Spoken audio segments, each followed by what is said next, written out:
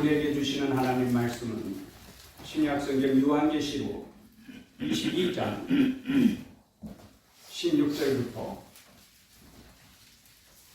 21절까지입니다.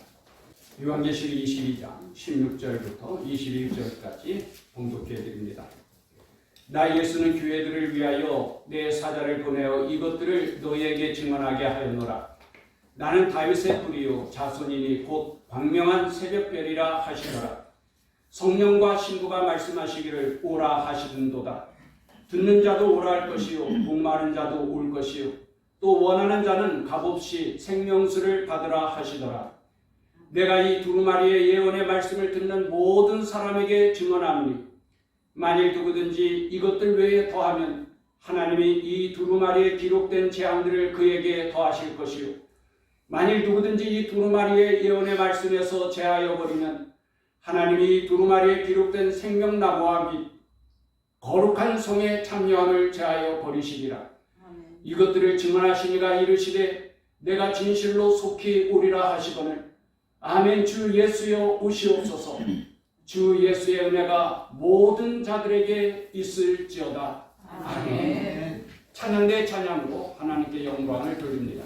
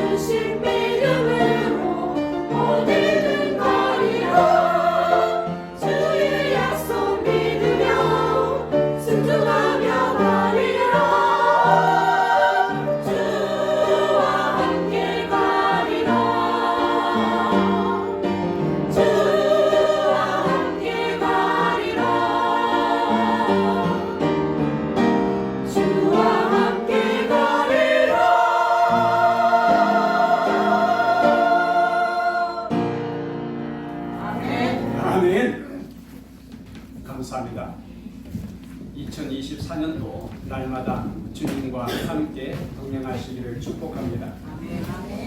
오늘은 2023년 마지막 주일이고 마지막 날입니다. 금년 한 해도 돌아보면 많은 어려움도 있었고 또 사고와 사건들이 있었는데 그러한 가운데서도 우리와 또 가정과 교회와 이 나라 이 민족을 지켜주신 하나님의 은혜를 생각할 때에 감사드리지 않을 수가 없습니다. 내일부터는 한 살을 더 먹게 되는데 여러분들 한 살 더 먹는 것이 기쁩니까? 슬픕니까? 슬픕니다.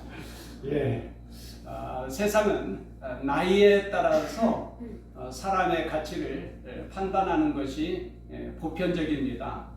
그래서 연세가 많은 노인들은요, 교통사고 당하여서 사망하여도 보험금 지급이 아주 조금밖에 안 나온다고 그래요. 사람은 나이에 따라서 이렇게 가치를 판단하는데, 그래서 물론 유머이겠지만 10대는 샘플 상품이라 그렇게 말을 해요. 20대가 되면 신상품이라 그러고요. 30대가 되면 명품이라 그래요. 그런데 30대가 넘어가면은요, 사람의 가치가 뚝뚝 떨어지죠. 그래서 세일 상품이라 그러고요. 또 2월 상품이라 그러고요. 또 창고 대매출이라 그래요. 그러다가 90대가 넘으면은요, 폐기 처분이라 그러더라고요. 그러나 그리스도 안에 있는 우리는 결코 그렇지 않습니다. 고린도후서 4장 16절에 그러므로 우리가 낙심하지 아니하노니 겉사람은 낡아지나 속사람은 날로 새로워지도다 그래요. 할렐루야. 그래, 한 해 하나 지내면서 우리 겉사람은 낡아지지만은 그러나 우리의 속사람은 날마다 더욱 새로워지게 되는 것을 믿습니다. 그래서 한 살 더 먹은 만큼 우리는 더 새로워지는 거예요. 그리고 한 살 더 먹은 것만큼 더 아름답게 성숙되어진 것을 믿습니다. 우리 안에 그리스도의 영이 있음으로 말미암아 우리는 오히려 해가 가면 갈수록 더욱더 소망 가운데 기뻐하며 즐거워할 수 있어요. 나이가 들면 들수록 오히려 더욱 진품 명품으로 빛이 나게 됩니다. 바울은 순교를 앞두고 이렇게 고백하죠. 나는 선한 싸움을 다 싸우고 나의 달려갈 길을 다 마치도록 믿음을 지켰으니 이후로는 주께서 나를 위하여 의의 면류관이 예비되었으므로 주 곧 의로우신 재판장이 그날에 내게 주실 것이라. 내게만 아니라 주의 나타나심을 사모하는 모든 자에게도니라. 우리는 상 받을 날이 날마다 더 가까워지니 얼마나 기쁘고 감사한지.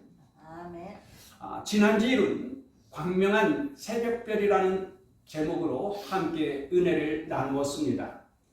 예수님은 마지막 때에 광명한 새벽별로 오셔서 이제 새로운 시대, 새로운 나라, 하나님의 나라를 세울 것을 말씀하셨죠.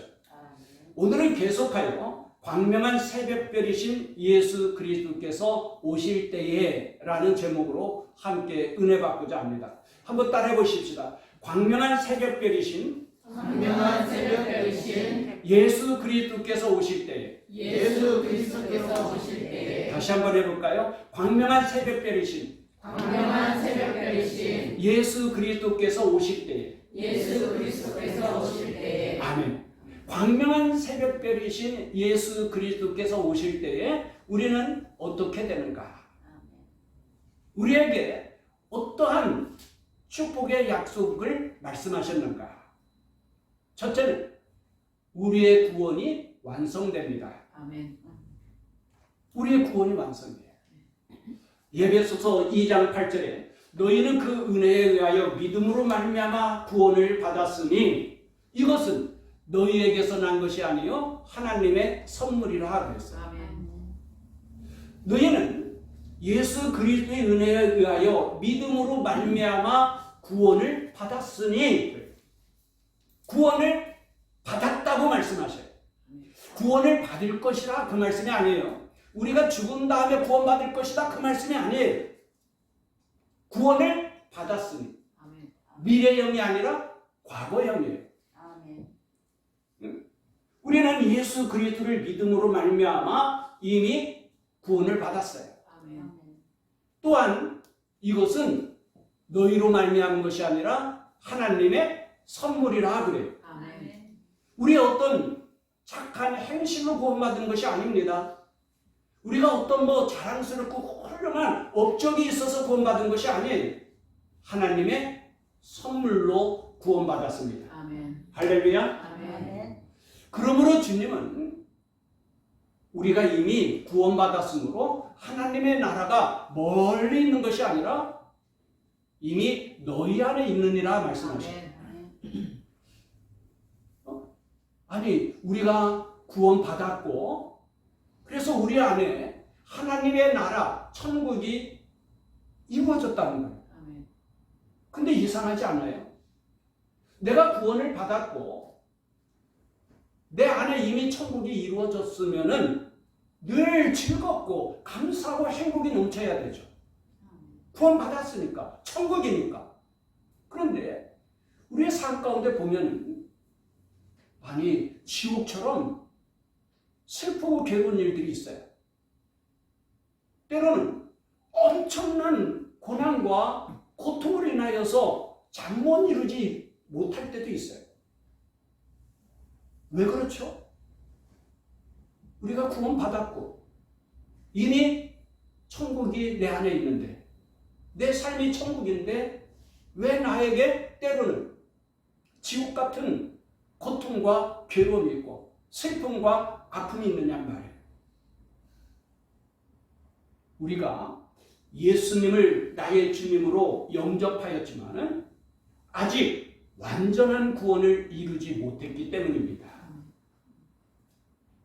우리의 믿음이 자라야 되듯이 우리의 구원도 완전을 향하여서 자라가야 되는 거예요.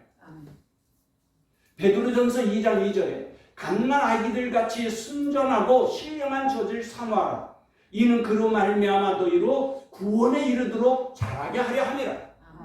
무엇에 이르도록 자라요? 무엇에 이르도록? 구원에 이르도록 자라야 된다는 거예요. 아멘. 여러분, 갓난 아기가 태어났다고 해서 태어나자마자 완전한 사람이 됩니까? 그건 아니죠. 젖을 먹으면서 자라야 되는 거예요. 키도 자라야 되고 지적으로도 자라야 되고 정신적으로도 자라야 돼요. 마찬가지입니다. 우리가 예수 믿고 구원받아서 하나님의 자녀가 되었다고 해서 완전한 구원에 이른 것이 아니에요. 갓난아기가 젖을 먹으며 자라듯이 하나님의 자녀들은 신령한 젖, 뭐예요? 하나님의 말씀을 먹으면서 자라가야 되는 거예요. 아멘. 우리가 하나님의 말씀을 먹음으로 말미암아 믿음이 자라고 우리의 마음과 삶도 완전한 구원에 이르도록 자라가게 되는 것입니다. 아멘. 빌립보서 2장 12절에도 그러므로 나의 사랑하는 자들아 항상 복종하여 두렵고 떨림으로 너의 구원을 이루라. 무엇을 이루라고요? 구원을 이루라는 거예요. 예수 그리스도를 믿음으로 구원받은 우리는 구원에 이르도록 자라가야 됩니다. 우리가 예수 그리스도를 믿고 구원받았다고 해서 완전한 구원을 이룬 것이 아니에요. 구원의 완성, 끝이 아니라 오히려 구원의 시작인 것입니다. 우리가 날마다 구원에 이르도록 자라가야 됩니다. 그러면 언제 완전한 구원에 이르도록 자라게 됩니까? 언제 우리가 완전한 구원에 이룰 수 있습니까?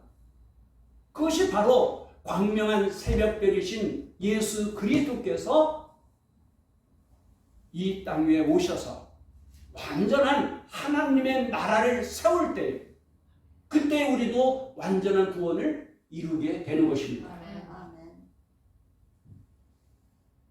거기에서는 이제 더 이상 죄가 없어요. 죄의 모양도 없고 죄의 영향력도 없고 죄의 결과도 없습니다. 그래서 요한계시록 21장 3절 이하에 이렇게 말씀하셨어요. 하나님이 그들과 함께 계시리니 그들은 하나님의 백성이 되고 하나님은 친히 그들과 함께 계셔서 모든 눈물을 그 눈에서 닦아주시니 다시는 사망이 없고 애통하는 것이나 곡하는 것이나 아픈 것이 다시 있지 아니하리니 처음 것들이 다 지나갔음이로라. 할렐루야. 아멘. 이 땅에서 우리가 구원을 받았지만은 아직 완전한 구원에 이르지 못하다 보니까 구원의 기쁨이 희미해요. 어떤 때는 내가 정말 구원받은 게 맞아? 이런 의아심도 갖게 돼요. 하지만 광명한 새벽별이신 예수 그리스도께 오셔서 완전한 하나님의 나라를 세우게 될 때는 우리의 구원도 완전하여지는 것을 믿습니다. 아멘. 둘째로는 광명한 새벽별이신 예수 그리스도께서 오실 때에 우리는 심판주이신 주님으로부터 영광스러운 칭찬과 상을 받게 됩니다. 할렐루야. 아멘. 오늘 본문 앞에 있는 12절 말씀을 같이 읽어보십시다. 12절 말씀 시작. 보라 내가 속히 오리니 내가 줄 상이 내게 있어 각 사람에게 그가 행한 대로 갚아주리라. 아멘. 아멘. 거기 보세요. 보라 내가 속히 오리니 내가 줄 무엇이 내게 있어? 무엇이 있어요? 상이 있다. 지난 성탄절 때에 하나님께서 우리에게 가장 큰 선물이신 독생자를 보내주셨어요. 그런데 그 하나님의 선물을 거부하고 예수를 믿지 않는 사람은 벌써 심판을 받은 것이라고 말씀하셨습니다. 요한복음 3장 17절 이하에 있는 말씀인데 하나님이 그 아들을 세상에 보내신 것은 세상을 심판하려 하심이 아니요 그로 말미암아 세상이 구원을 받게 하려 하심이라. 그를 믿는 자는 심판을 받지 아니하는 것이요 믿지 아니하는 자는 하나님의 독생자의 이름을 믿지 아니함으로 벌써 심판을 받은 것이니라. 벌써 무엇을 받았어요? 심판 받았다. 예수를 믿으면 이미 구원 받은 것처럼 예수를 믿지 않고 영접지 않는 사람은 이미 심판을 받았다는 말씀입니다. 그래서 이 세상에서 한평생 살아갈 때에 수고롭고 무거운 짐을 지고 괴로워하고 슬픔과 고통 가운데 살다가는 죽게 돼요. 죽으면 하나님의 심판이 끝나나요? 아닙니다. 더 무서운 하나님의 심판이 시작되는 거예요. 그래서 영원히 꺼지지 않는 지옥 불못 속에 던져지게 된다는 거예요. 성경은 그것을 둘째 사망이라 그래요. 둘째 사망. 예수 그리스도를 믿음으로 말미암아 구원받은 성도들에게는 이렇게 지옥불에 던져지는 둘째 사망의 심판을 받지 않습니다. 아멘. 전에도 말씀을 드렸지만 예수 믿는 성도들에게는 상급의 심판만 있어요. 다시 잠깐 복습을 한다고 하면은 히브리서 9장 27절에 한 번 죽는 것은 하나님께서 정하신 것이라고 말씀하셔요. 아멘. 여러분 세상에는 예외 없는 법이 없다고 하죠. 하지만 하나님의 법은 예외가 없어요. 그래서 모든 사람은 다 한 번 죽을 수밖에 없어요. 그 후에는 심판이 있으리니 뭐가 있으리니? 심판. 심판이. 하나님의 심판이 있다는 거예요. 그래, 하나님 앞에서 누구든지 다 심판을 받게 되는데 하나님이 우리를 심판할 때에 그냥 심판하는 것이 아니라 두 가지 책이 있다고 말씀을 하셨어요. 하나는 행위의 책입니다. 우리가 이 세상에서 행하였던 모든 행위를 기록해놓은 책이 있다는 거예요. 그 책만 가지고 우리를 심판한다고 하면은 구원받을 사람이 한 사람도 없어요. 의인은 없나니 한 사람도 없다. 다 멸망당할 수밖에 없어요. 그런데 하나님 보좌 앞에 또 다른 한 책이 있는데 바로 생명의 책이 있다는 거예요. 하나님께서 그 생명책을 보시고 거기에 이름이 있는 자는 두 번째 사망의 심판이 없다고 말씀하셔요. 요한계시록 20장 15절에 누구든지 생명책에 기록되지 못한 자는 불못에 던져지더라. 불못에 던져. 생명책에 그 이름이 없는 자는 불못에 던져지더라. 이걸 반대로 생각하면 생명책에 이름이 있는 사람은 불못에 던져져요? 안 던져져요? 안 던져져. 두 번째 사망이 없다는 거예요. 여러분, 이 세상에서도 자녀가 태어나면 그 이름을 호적에 올리지 않습니까? 하나님의 자녀도 마찬가지예요. 요한복음 1장 12절에 영접하는 자, 곧 그 이름을 믿는 자들에게는 하나님의 자녀가 되는 권세를 주셨다고 했어요. 무슨 권세를 주셨어요? 하나님의 자녀가 되는 권세. 그래서 예수님을 믿고 예수님을 영접하면 내 이름이 하늘의 책에 기록됐다는 거예요. 내가 예수 믿고 하나님의 자녀로 거듭나서 내 이름이 생명책에 기록된 것이 얼마나 기쁜 일인가. 우리 주님께서는 세상의 그 어떠한 기쁨보다 더 큰 기쁨이라고 말씀하셔요. 제자들이 큰 권능을 가지고 기적을 행하며 기뻐할 때에 주님은 뭐라고 말씀하시냐면은 그것으로 기뻐하지 말고 너의 이름이 하늘의 책에 기록된 것으로 기뻐하라. 그 기쁨이 진짜 기쁨이라. 하나님의 자녀는 죄에 대한 심판의 부활로 나오는 것이 아닙니다. 상과 면류관을 받는 생명의 부활로 나가게 되는 것입니다. 그때는 우리가 이 땅에서 행하였던 지극히 작은 선행 하나도 결코 그 상을 잃어버리지 않게 된다라고 주님은 말씀하셨어요. 아멘. 그러므로 우리는 천국에서 주님의 칭찬과 상을 받도록 한평생 살아야 될 줄로 믿습니다. 아멘. 그런데 여기에서 우리가 주의해야 될 것이 있어요. 이 땅에서 사람들로부터 칭찬을 받고 이 세상에서 상을 받지 않도록 하라는 거예요. 왜냐하면 이 땅에서 사람들로부터 칭찬을 받으면 이미 칭찬받았기 때문에 주님이 칭찬할 일이 없대요. 이 땅에서 상을 받으면 이 땅에서 상을 받았기 때문에 하늘에서 받을 상이 없다는 거예요. 이거 주의하라고 주님이 우리에게 가르쳐 주셔요. 마태복음 6장 1절 이하에 주님께서 이렇게 말씀하셨어요. 사람에게 보이려고 그들 앞에서 너의 의를 행하지 않도록 주의하라. 그리하지 아니하면 하늘에 계신 너희 아버지께 상을 받지 못하느니라. 그러므로 구제할 때에 외식하는 자가 사람에게서 영광을 받으려고 회당과 거리에서 하는 것 같이 너희 앞에 나팔을 불지 말라. 진실로 너희에게 이르노니 그들은 자기 상을 이미 받았느니라. 너는 구제할 때에 오른손이 하는 것을 왼손이 모르게 하여 네 구제함을 은밀하게 하라. 은밀한 중에 보시는 너희 아버지께서 갚으시리라. 아멘. 이 땅에서 칭찬을 받고 상을 받지 않도록 은밀하게 하라는 말씀이에요. 기도할 때도 그렇고 금식할 때도 그렇고 사람에게 나타내고 사람으로부터 칭찬받기 위해서 하지 말라는 말씀입니다.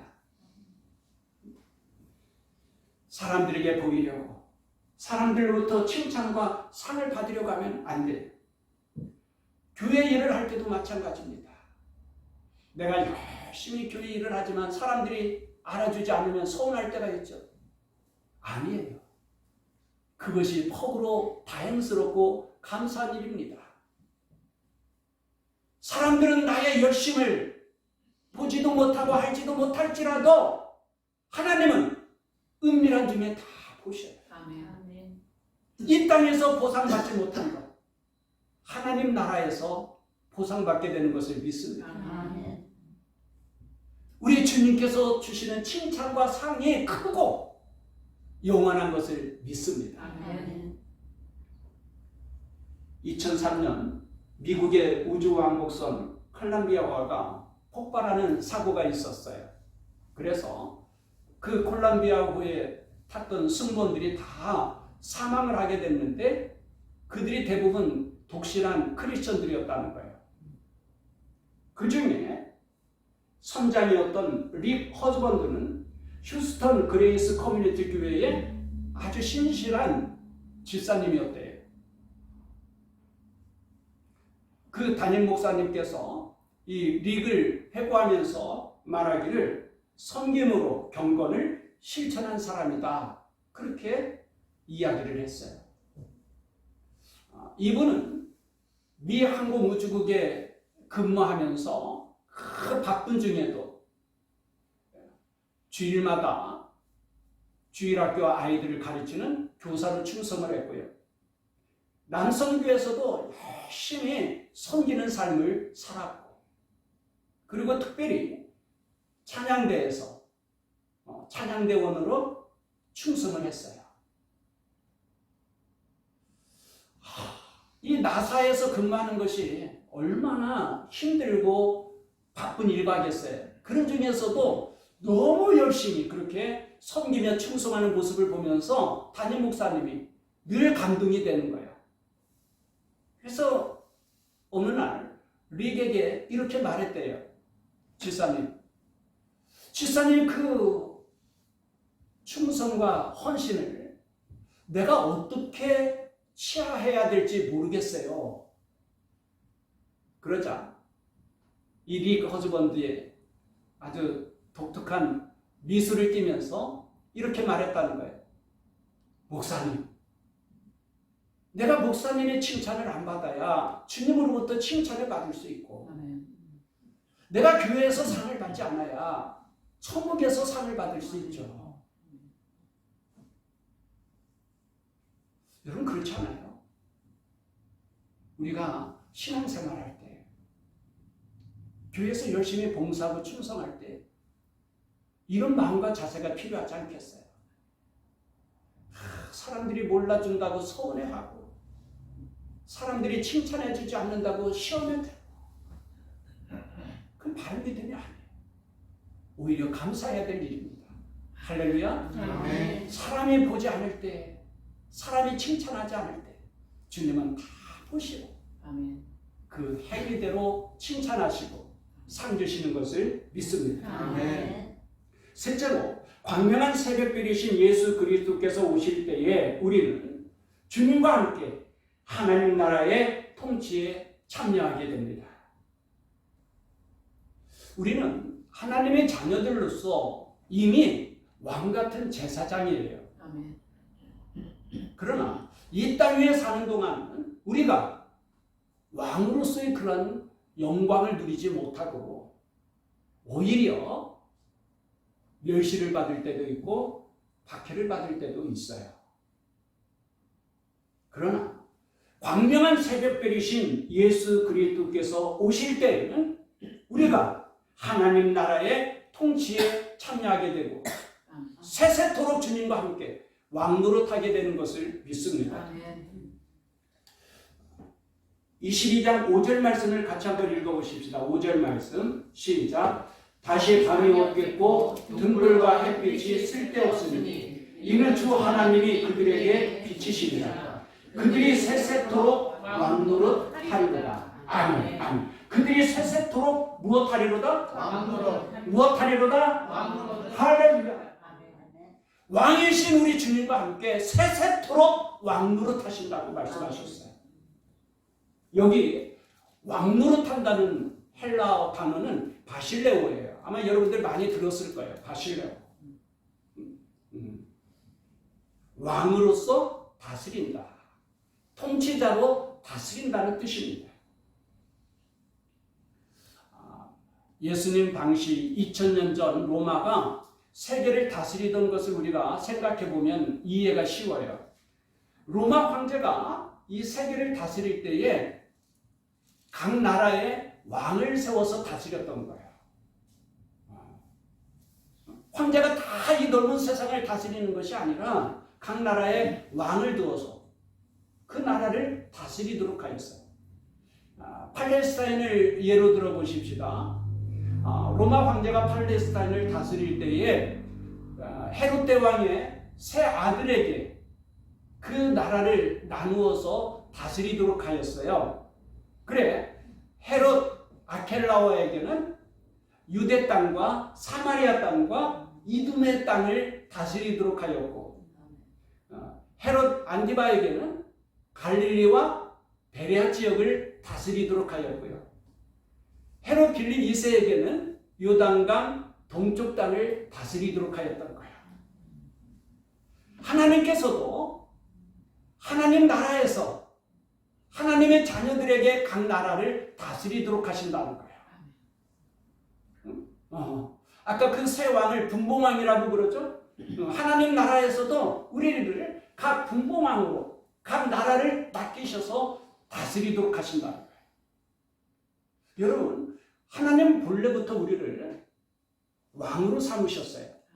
왕권을 주셨다는 말씀이에요. 하나님께서 천지 만물을 창조하시고 마지막 하나님의 형상을 따라 아담을 창조하죠. 그러면서 아담에게 그 만물을, 하나님이 창조하신 만물을 다스리라 그래요.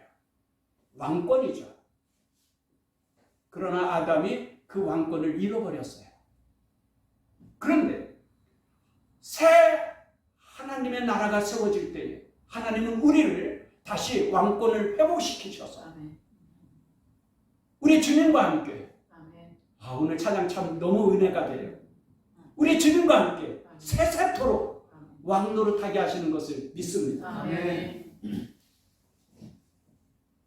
만왕의 왕이신 우리 주님과 함께 세세토록 왕노릇할 때에 그 나라의 규모는 어떻게 결정을 할까요?